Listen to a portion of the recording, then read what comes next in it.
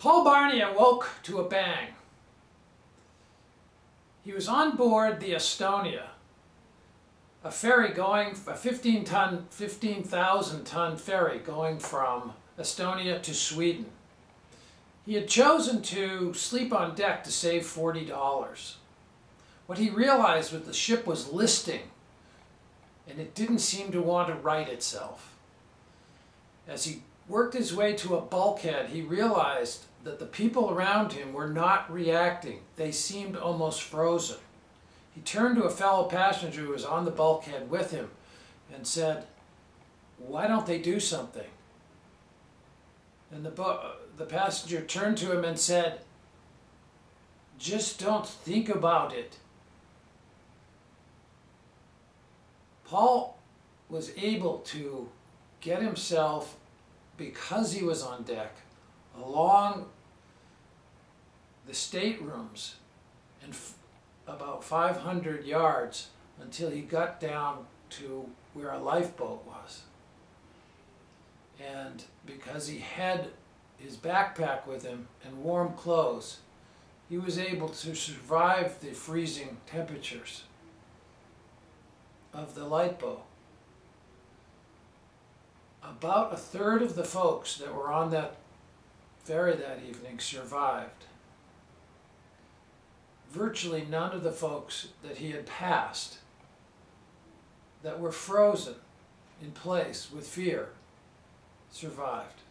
Why do some people survive a life-threatening situations and others don't? According to John Leach, a noted psychologist in the area of disaster,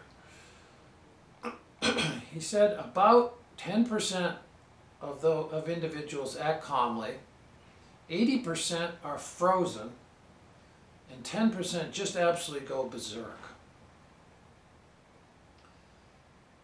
Because you only have a short period of time to act, it is critical that you break the brain lock that comes from fear, calm yourself down, and act decisively in order to survive in that short period of time that you have.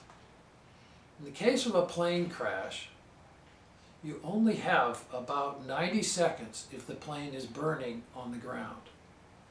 This was the case for David Koch, who was on US Air Flight 1493, going from Columbus, Ohio to Los Angeles.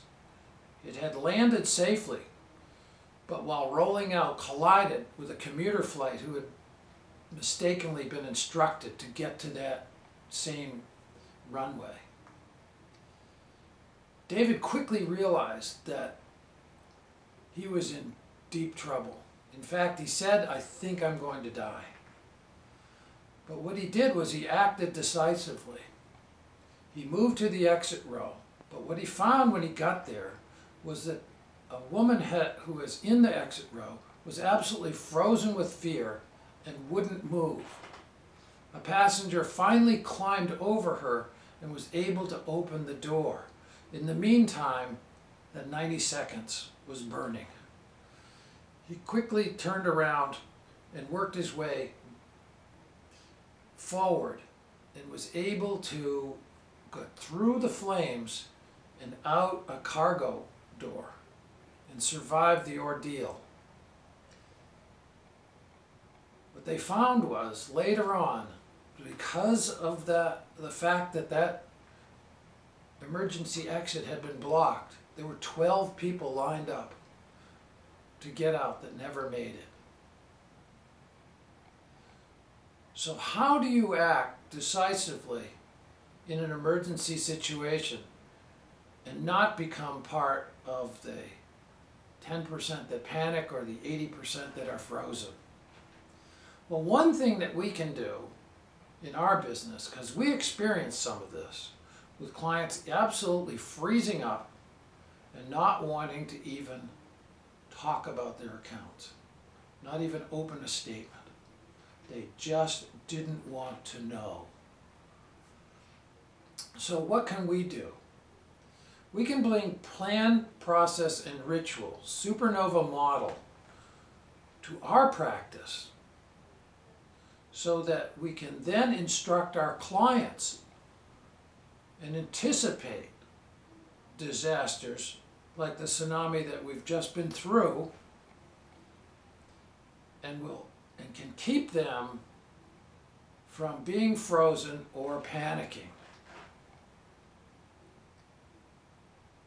So together, let's put together a plan to become professionally trained so that we can become part of the 10% that act calmly, have a plan, and never give up.